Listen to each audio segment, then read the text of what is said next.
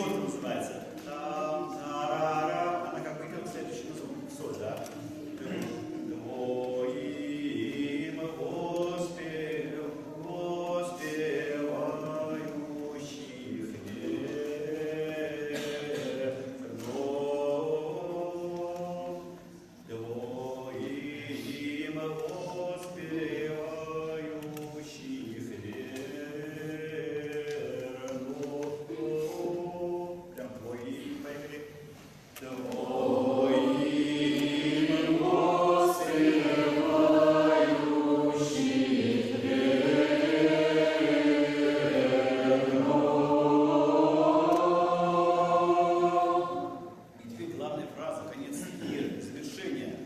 воспевающих верно, оправдыванная, радуйся с тобою, Господь. Обрадованная, радуйся.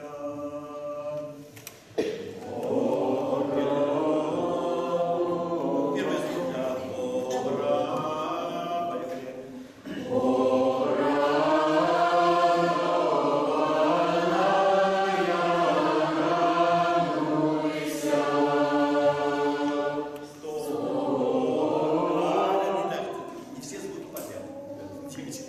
слово.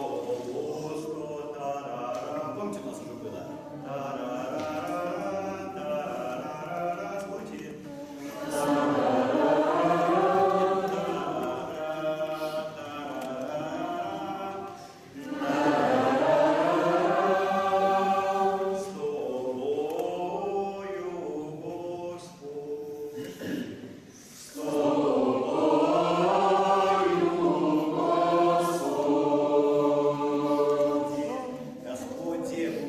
Господь.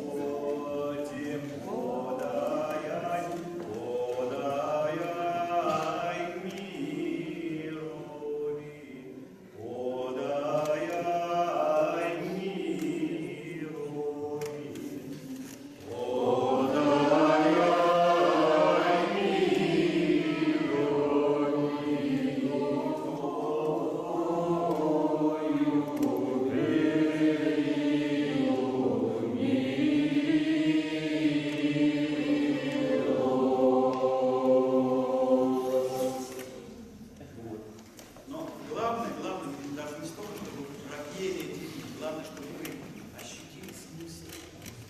Ощутили смысл вот этой небольшой, очень красивой, именно красивой своим содержанием. Обрадованная, радуйся, с тобой Господь. Да? Покровом своим покрываешь мир. Вот ты, когда понимаешь вот это значение, светлое, простое, да, ее становится очень действительнее. И вы слышите, вот особенно ребят, которые фольклором занимаются, да, вы слышите, что интонации все наши, они никакие не искусственные, там нет никаких нот, нет никакого ложного пафоса.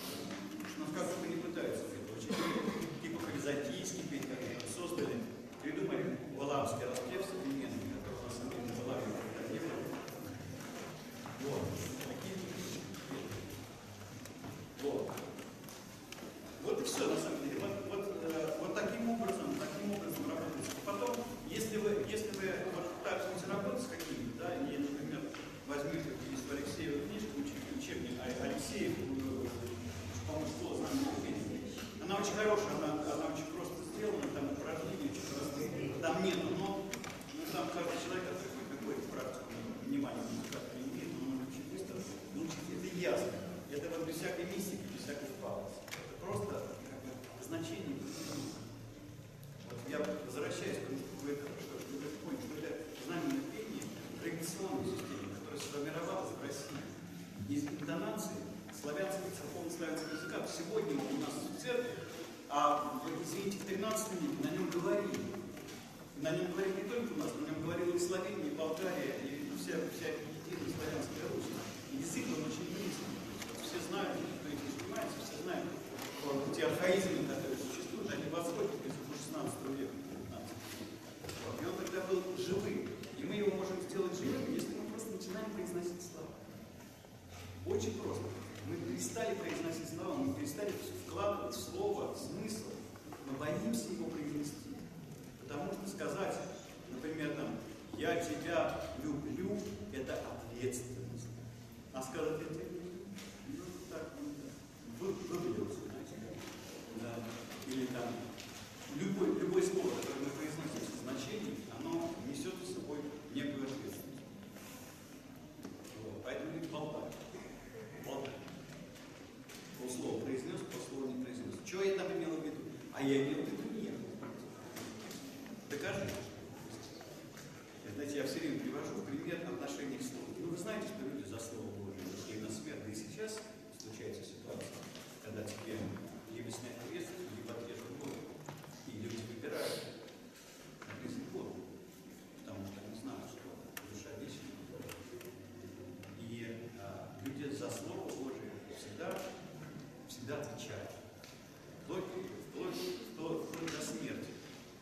Поэтому отношение к тому, как ты произносишь, вообще как ты говоришь, как ты произносишь слово, которое тебе принадлежит, как ты свое намерение даешь в результате, оно имеет очень большое значение. И об этом нужно всегда помнить. И когда мы научимся говорить, когда мы говорим, станем убедительными, у нас все будет гораздо лучше. Когда мы перестанем прятаться. Или за традицию ту, или за традицию иную. Вы меня не понимаете, потому что вы не знаете фольклор. И вы меня не понимаете, потому что не будете церковь. Да? И меня могут понять или не понять, потому насколько мы хотим, чтобы нас поняли, насколько мы хотим в чем-то утвердиться.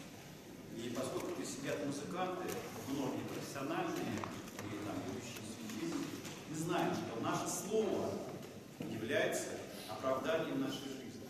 Наше пение является оправданием нашей жизни. Как вот я всю жизнь пою, вот я помру, там приду, Господь спросит, что ты делал? Я скажу, я пел. Он говорит, ну давай посмотрим, о чем ты там пел. И тут мне придется ответить за все мои песни, за всю ту глупость, которую я нес, за всю высоту мам, который был вольный или не вольный. Вот. Для того, чтобы мы это не делали, нужно кроме намерений этого не делать, это умение делать. А собственно об этом и был мой сегодняшний урок. Короткий. Сейчас у нас есть еще время? Нет, нам сказал Павел Теряев. Простите, пожалуйста, простите меня, грешно, что я так случился. Вот, очень хочется, что с вами как-то это дело продолжить. Многие эти оставьте себе, конечно, они, может, вам пригодятся. Нет, это произведение. Одно произведение сыграем. Вот еще хотят одно произведение. А? Вот сейчас у тебя, да, что же? Запускайся, запускайся.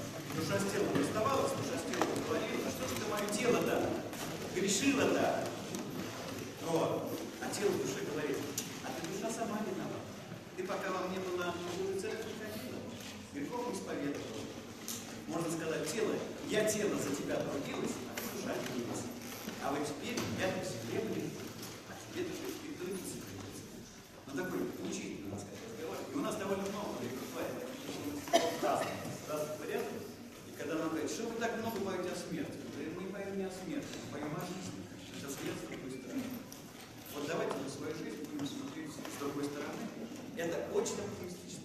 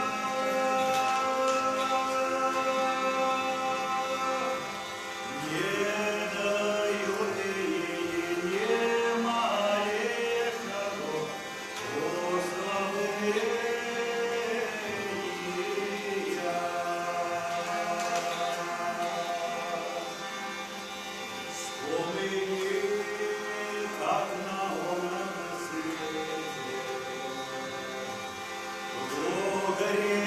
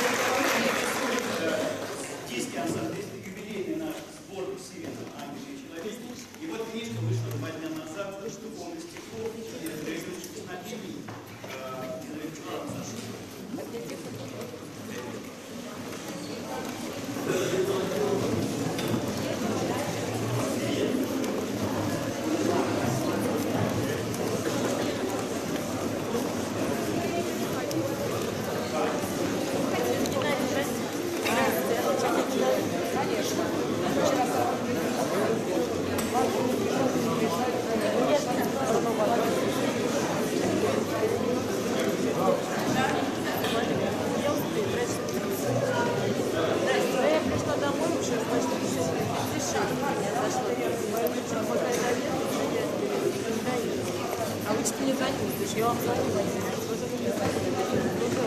Я Волшков звоню. Говорит, нет, ты вообще перестань со мной разговаривать. Я, конечно, виновата. Что ты ходишь?